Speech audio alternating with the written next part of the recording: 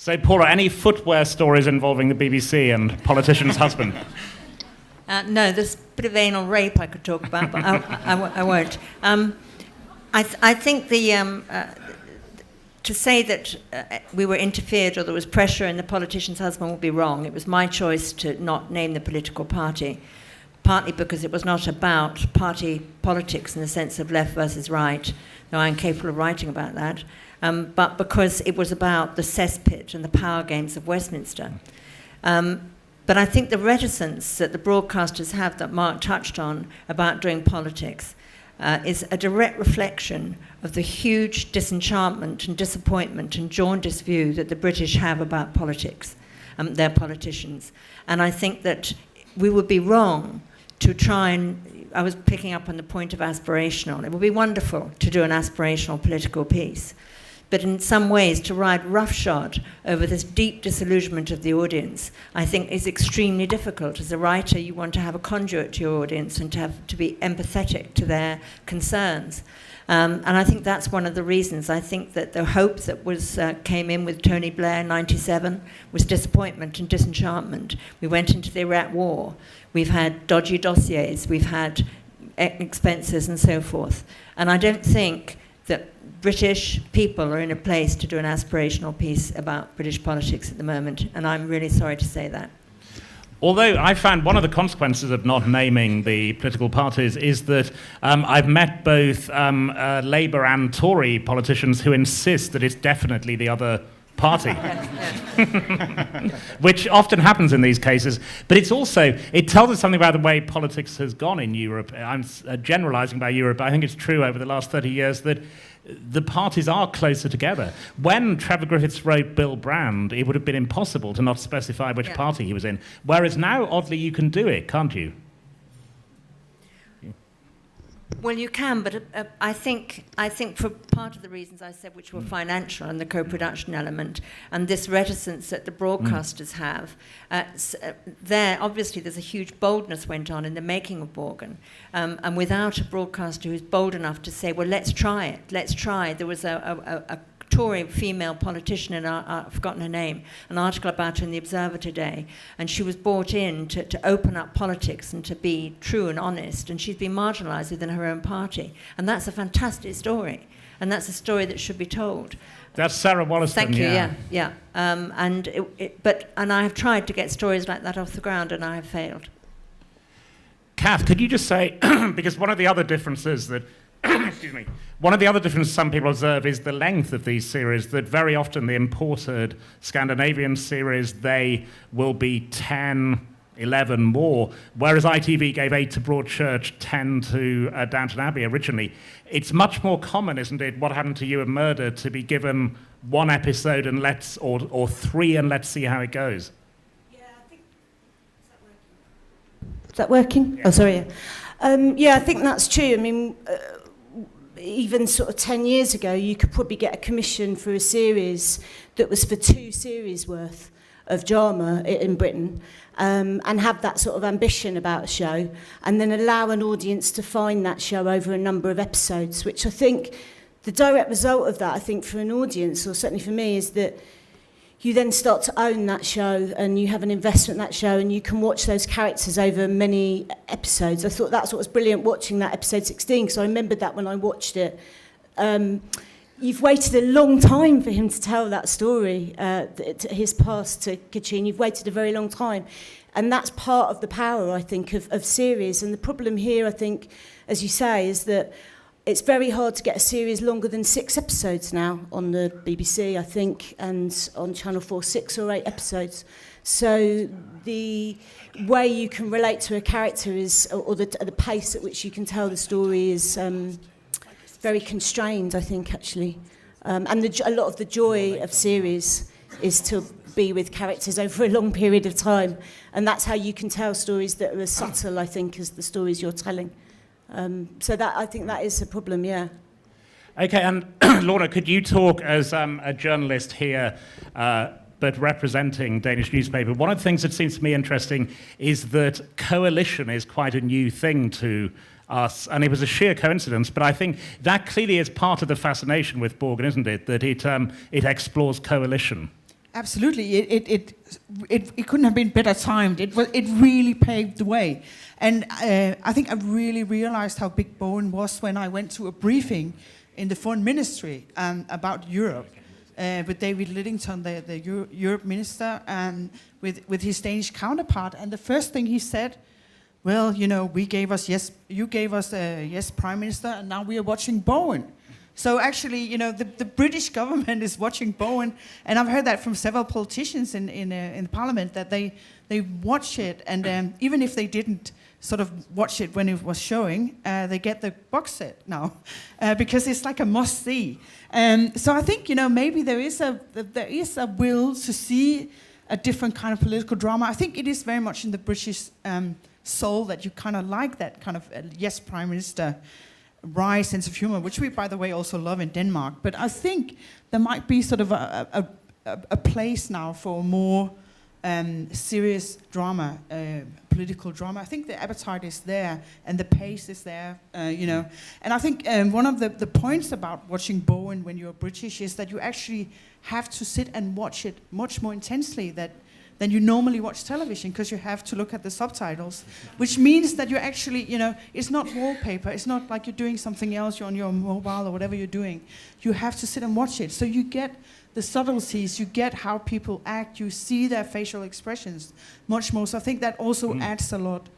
So if this can help people watch political drama differently, I think that would be great. Except I wonder if one of you two could talk about this. There's a curious thing for a British audience when it goes into English, which is clearly realistic because that is how international politics is often conducted. But it's a slightly strange thing when that happens. So they're written bilingually, are they, presumably? The scripts are written in the two languages. Yes, whenever they're talking English, we write English, and when they're talking French, we try our best to write French. Some of us are better than others. Bien sûr.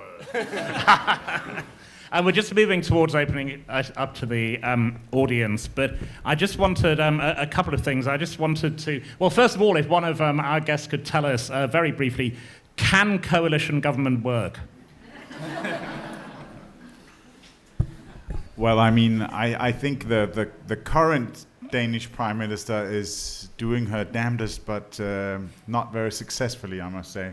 So I mean, Danish politics is a long history of coalition governments. I mean, we've hardly ever had anything but coalition governments. So I mean, and we've had democracy for 160 years. So I mean, something must have been done in the right way.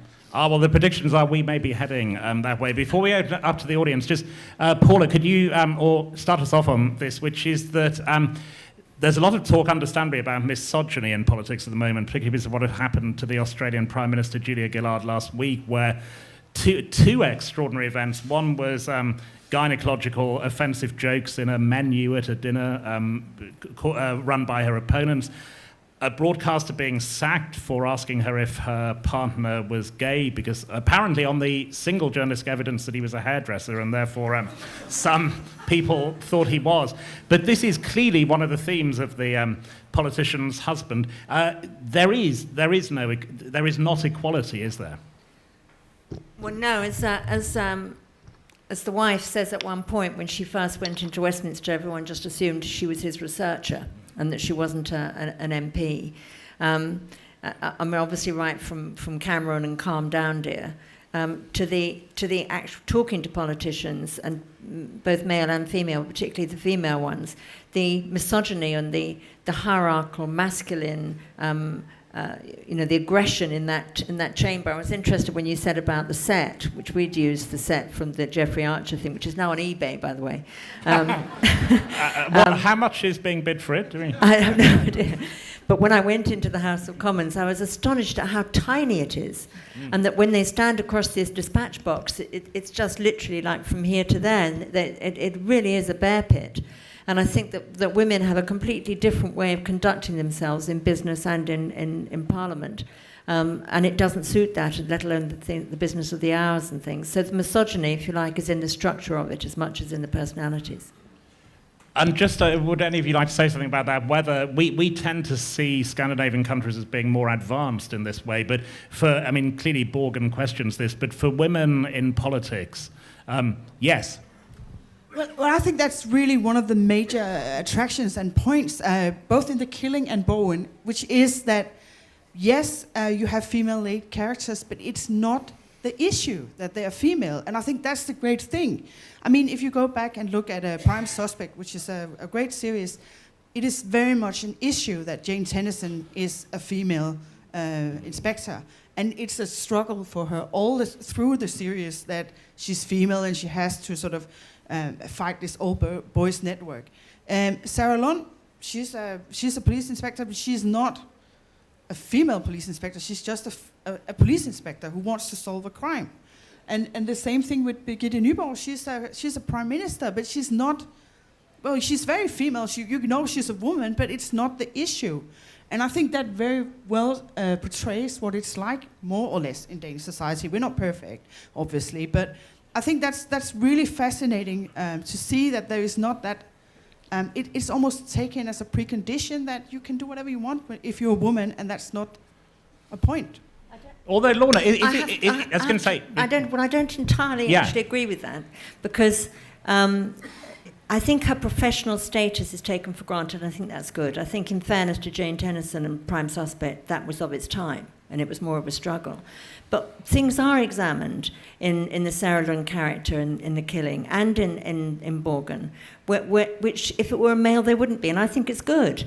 You know, the life balance, the children, the private life, whether you have a baby or not, if you have a relationship with your son because you've neglected him all those years. You don't get that with male dramas. So it is an issue. It is part of being a woman and part of what women have to deal with if they're in jobs like that. So I don't entirely agree. Lorna, what professional, the example professional women often give in politics and elsewhere is if one of your children, say, had appendicitis and was having an operation, if a male politician or businessman carried on and made a speech and went on doing their job while that was happening, nobody would murmur. If a woman did that, she'd be destroyed in several newspapers. So it is different, isn't it? Yeah, Adam. And I agree. I mean, it was the very reason why we chose a woman prime minister for Borgen. Because, I mean, the story when we discussed it wouldn't have been as compelling because men have had kind of 10,000 years of tradition of letting down their wives, their families, anything really in order to explore new worlds and make war and do big companies and business. So we really, what would be the most painful thing to watch? That would be a woman who sacrifices everything in order to be the best prime minister. We didn't want her to be a corrupt politician. Actually, the first 10 episodes of Borgen is a clean tragedy, and she ends. We knew that final scene where she was dressed in black, white in the face. She has lost her children. She has lost her husband, but she's a very, very good politician. I mean, and we really wanted to tell that story. We talked a lot. Just 2 words. We talked a lot about this, that we didn't want her. We wanted to show a corrupt politician, but not in the sense of she's not corrupted in the politics. She's corrupted in her private life, and we think that's a much more true story, actually, at least in Danish democracy. If we bring the lights up, we've got a microphone here, but Ingolf was going to have the last a brief one. Ooh, he's broken a microphone. Ooh. Don't let him near the equipment when you make the next series. It's, I was called 3-4 years ago. Could you please? Can I have the hand mic? Give me the hand mic, please. No. Hand mic. Yeah. Hello. I was called from LA office of BBC World, which are producing series, and was asked by the head executive, would you like us to make a remake in the US of Borgen? And I said, yes, please. But why? But why? Because it's so damn Danish. It's about a multi-party system, political system, which they don't know in US, and so on and so on. And he said, don't worry, we will transform that. We will make her not a president somehow. We will make her a Lord Mayor in Philadelphia, San Francisco, where they have multi-political parties. So it's not the case. The case here is, and I quote him now, that every woman in career from 25 to 45, from San Francisco to Beijing, from Cape Town to Kiruna, will identify very, very strong with her because she is a woman making career in a man's society. In a man's society. And even some of those are also married, so their husbands will also identify. And some of them have children, so they will also, so he said to me, and quote, this series is definitely going to travel because of that, because a woman, career woman, makes her living and her life. Thank you. Thank you.